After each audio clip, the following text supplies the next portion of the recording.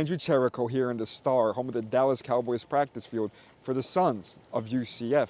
Here covering Big 12 Media Days in Frisco, Texas, and what an action-packed event this was. Getting to hear insight and information from Big 12 Commissioner Brett Yormark and other Big 12 coaches, as well as UCF insight from Coach Frost, Athletic Director Terry Mohajir, and the four-player representatives of Paul Rubelt, Maz Montgomery, Nigel Lee Kelly, and Kelly Lawson, and even a WWE superstar. Here are some sights and sounds from the experience of the event. Just so it was a remarkable year for the Big 12, on and off the field. It marked our first season as a 16-team league spanning 10 states, 4 time zones, and it exceeded even our highest expectations. Each of our 16 institutions contributed immense value to the conference. Arizona State earned its way into the CFP and played in a thrilling Peach Bowl. Colorado produced a Heisman Trophy winner. 31 Big 12 athletes were selected in the 2025 NFL Draft, which matched the conference's highest total since 2005. Beyond football, BYU brought home 2 national championships in cross country. Houston men's basketball made a dramatic run to the NCAA National Championship game. I'm not trying to be disrespectful, but I mean, there's so many different players on so many different teams. I mean, your evaluation, I think mostly is probably based on the quarterbacks, and we probably have an unknown factor right now in the quarterbacks, and I think that's probably, is probably the biggest, question that a lot of the media members might have, and that's why we're there. But it's okay. It doesn't matter.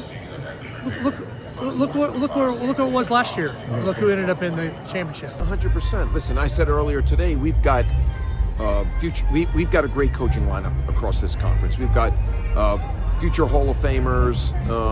We've got rising stars, and it's a great makeup. And they're betting on the conference no different than I am. These coaches, and they see what I see, and we see a lot of parity. We see a lot of opportunity. We're in great markets. We're in great recruiting markets. So I'm very bullish on the conference, and so are our coaches. I spent a lot of time with them recently in Orlando for spring business meetings, and met with the new coach at UCF, and obviously it's a return for him to campus.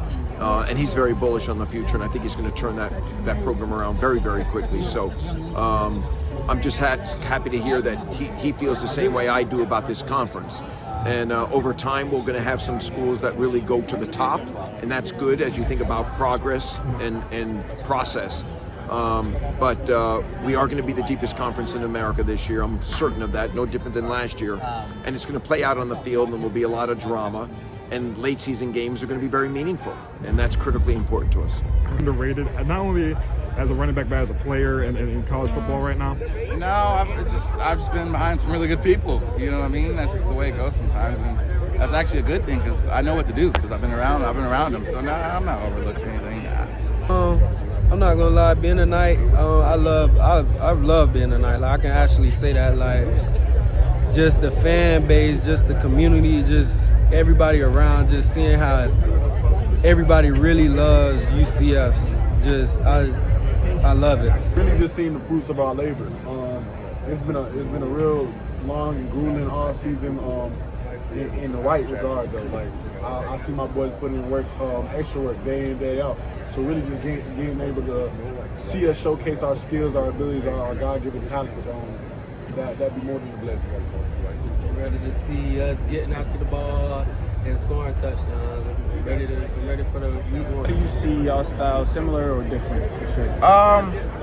It's definitely a little different. RJ, he's like more of like a I guess like a downhill like bruiser, but like he got some wiggle to him, right? Yeah. I'm more of like just a one cut run by you type of dude, but I do bring that thump. But yeah, it's kind of hard comparing yourself to RJ Harvey, man. He does everything. We want to get after that quarterback. Wherever that quarterback at, we want all 4 of us there.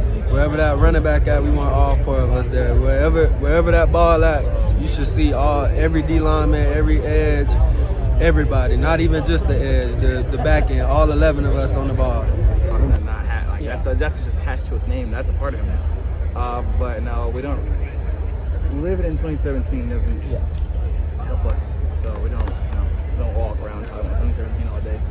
But is there some confidence you know what Coach Frost and what a coaching staff can do, and just a quick turnaround. And Yeah, for sure. Coming off For sure. You know what they're capable of. That's of course.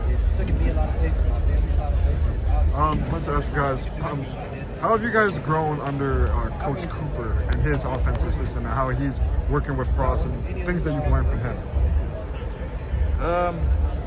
I would say he's a really good teacher. Like I've said before, he knows all the minute details of the offense. He's a very smart dude, so he's a real good teacher, and I think we benefit from that because we learned the offense pretty quickly. Yeah, he's a football guru. Like, he knows a lot of football, I think. I always see him he's always in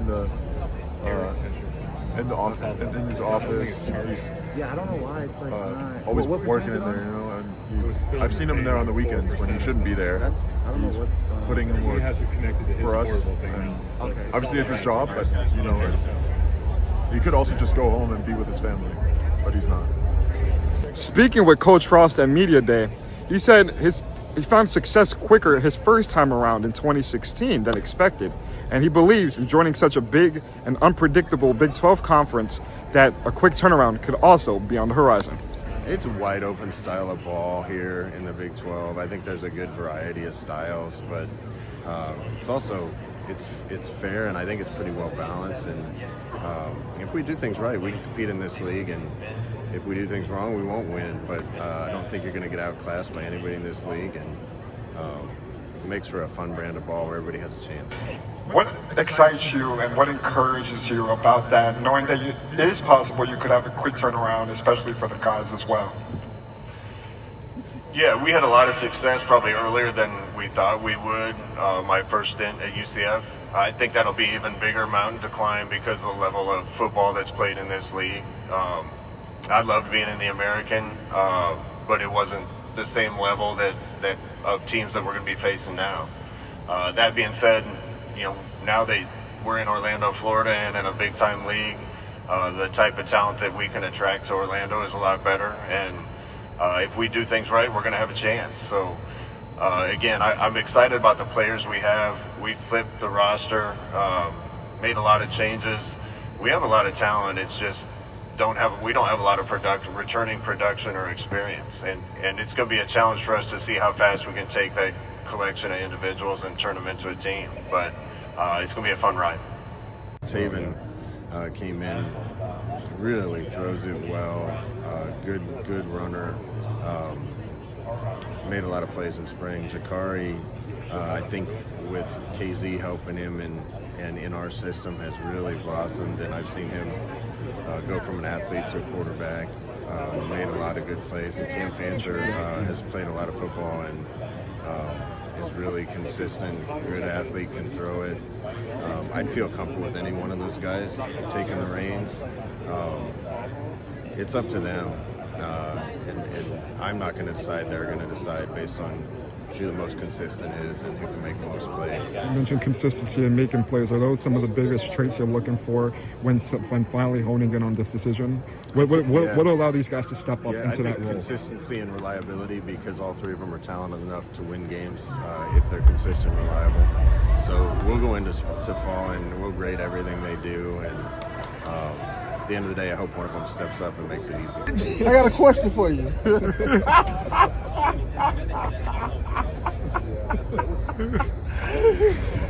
How many sacks you get in this league? I don't know. It's gonna be a lot though. I believe. You left your legacy as a UCF Knight. I hope I live great leadership for Jared Walker and Andrew Cherico to be successful. I ain't gonna say I hope, because I know I did, because I did it every day, and I showed them the right ropes to what to take. And you even ask them when you interview them. But it ain't no hope, because as a person, that was the type of person I was. You know? Now I'm here in Lubbock, Red Raider, blessed and thankful to be there. And just to finish it off, are you looking forward to the matchup against UCF? Are you circling that one? Yeah. Is there gonna be some trash talk between some of the guys? I know it's a big roster overturn, but there's still some guys that are remaining from the last team. As long as I see power right there, I'm motivated. Oh, how are you gonna go out, Paul? You know I'm a trash talk power a little bit, man. Here in front of the star, he was also a WWE superstar in attendance, former champion Big E, and he had media availability and gave his thoughts on Scott Frost returning as well as UCF's upcoming season.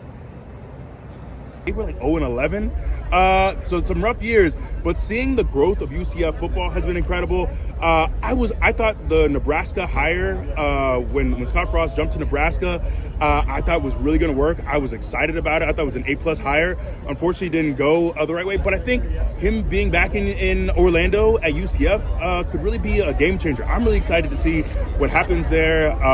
There's so much talent in that Central Florida area.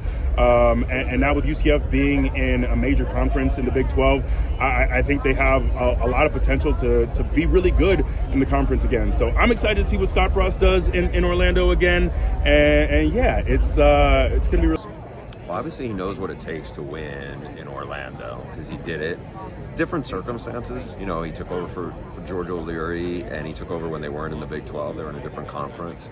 But again, you have a guy who knows the formula, and I think that definitely helps. And he's not a first-time head coach, and I think because he's had some ups and downs, I think he's seen different sides and different challenges, and I think he knows what it looks like in terms of what it takes to be most effective, especially in this area, you know, in Orlando, in Florida. You know, I think he connected with the players really well. He showed he could do that the first time, so I'm curious to see how this is going to go in the Big 12. Coach? Well, it worked pretty well the first time around, and obviously it didn't work out for Scott at Nebraska, but he's back in a place where he was successful. What's interesting to me is we're going to get a test of how good a coach he is, because the world's changed since he was at UCF. It's not the same situation he walked into the first time, which, by the way, they'd gone 0-12 the year before he got there the first time around.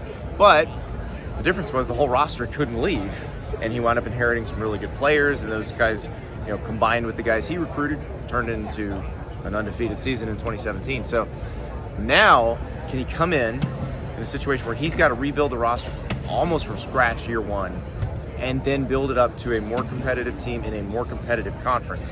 And it's going to be a big test. The natural discussion and comparison between you and Scott Frost, both naturally just coming in to coach, returning to coach teams for the second time. What are your thoughts on that discourse? Yeah, I think it's, you know, obviously Scott did a tremendous job there, and so they're going to be thrilled to death to have him back.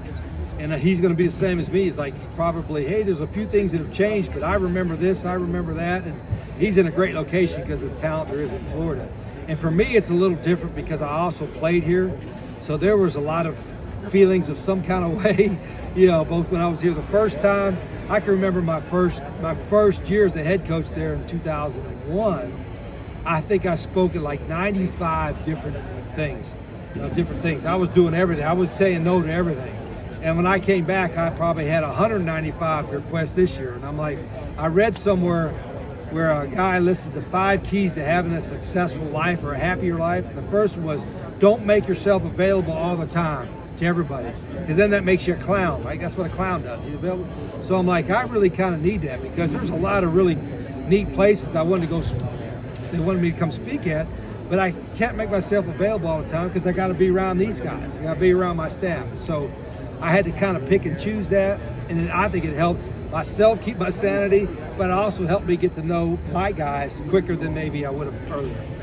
Reflecting on an event crammed with so much information, it was interesting to hear what top college football insiders view as a successful first season with Frost in Orlando, or what competing coaches think about Frost's return to UCF. But there's still much more questions to be answered, like who is going to win the starting quarterback job? Is Frost prepared for a quick turnaround? And is the culture being built now going to last through adversity in the season? Those answers will become clearer as fall camp approaches and UCF gets settled into year 3 of the Big 12. Until next time, my name is Andrew Cherico, and I hope you enjoyed UCF Big 12 media coverage with the Sons of UCF.